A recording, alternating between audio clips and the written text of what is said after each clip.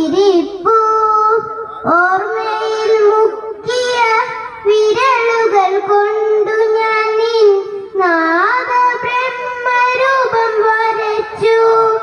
ഓർമ്മയിൽ മുക്കിയ വിരലുകൾ കൊണ്ടു ഞാൻ നിൻ നാദ ബ്രഹ്മരൂപം വരച്ചു. പ്രാർത്ഥനയിലും ജപമാലയിലും എൻ നിലവിള